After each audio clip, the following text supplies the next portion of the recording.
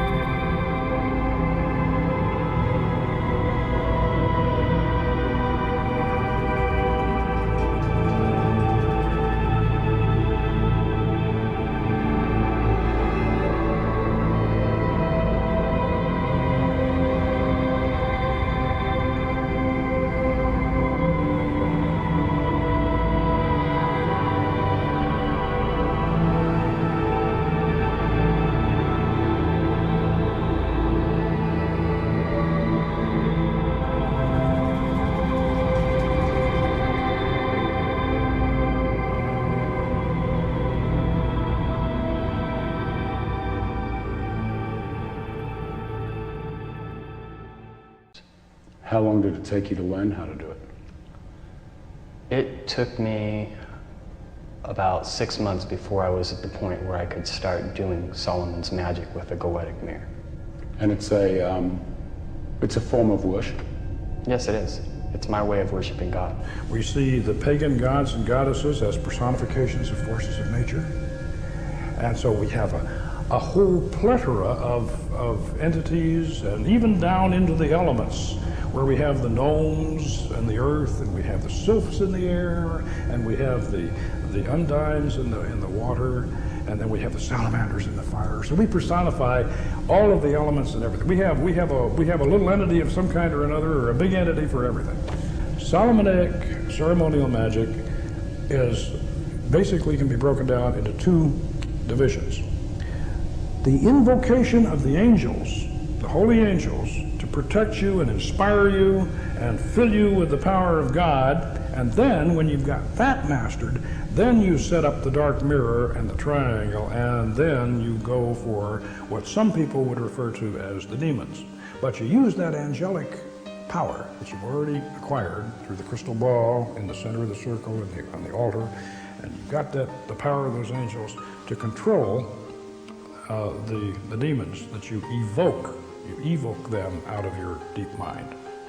And so Solomonic magic, all the way from back in the Middle Ages, can be broken down into those two facets. Tell me the procedure we're going to go through tonight, just what you're going to do, what we're going to see. What you're going to see is the evocation stage of Solomon's magic. This is the advanced stage after you have gone through the series of angelic invocations, which we're not going to specifically do tonight. They've already been done. We've got the angels already inside us and on our side, but we are going to invoke those angels with a pentagram ritual. Mike's going to do that, Frater Solomon. He's going to invoke the angels with a pentagram ritual. Then I'm going to open up the psychic centers, because we are, as far as I know, we are the only lodge in the West that has a full operating system of chakras. We have all the planets and the spheres of the Kabbalistic tree of life right in one straight line. So we operate that way. So we're going to have a ritual after Mike does his pentagram ritual and establishes these four angels that we're talking about and gets them to protect us and cast a circle. Then I'm going to open up the particular sphere that we're working in, the lunar sphere. Then from there we're going to go on up to the sphere of Jupiter. And then we're going to circumambulate around the circle, the magic circle, clockwise, sunwise. And then we're going to get on that mirror, and Mike is going to be staring into the mirror, and I'm going to sit behind him as the magus, and I'm going to conjure, and he will go into a trance. We'll both be in a trance, actually. Before I'll ever do an operation, I usually know what spirit I'm going to do, and my mindset will already begin to be geared towards that spirit, and I'll already be interacting with the energies of that spirit. And then by the time I do the operation, the spiritual energies from that spirit will actually come inside of me, to the point that I'll be able to look in that mirror, and my reflection will actually morph into the spirit that I'm having a conversation with. His reflection blanks out, and as I'm conjuring, then what comes back in is going to be the spirit. What does it feel like? Are you aware of what's happening, or are you in a total trance? Can you remember what's happened? I am aware of what is happening, but there is somewhat of a transformation that does occur. So what's inside of me isn't really what's me speaking. It's these ideas that are pouring through me from a foreign energy, and these foreign energies will begin to express themselves in their own unique ways that I'll eventually realize are not my own thoughts. When we videotaped the actual summoning of the spirit in the temple, there were no rehearsals and no retakes. So what you're about to see is real, shown exactly as it happened. And in my professional opinion, it's one of the most remarkable documentations of a supernatural event ever recorded. Lies in the Book of Spells.